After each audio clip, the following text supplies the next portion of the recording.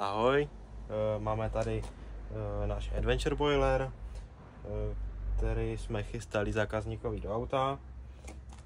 Je to 200W verze, která musí být napojena napřímo do pojistkového pouzdra, nebo napřímo. Tady máme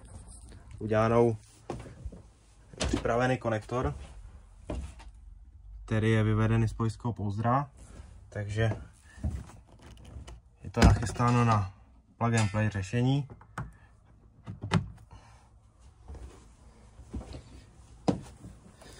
Aktuálně je voda ohřátá na 37 stupňů, takže dá se říct, že je nachystáný na sprchování.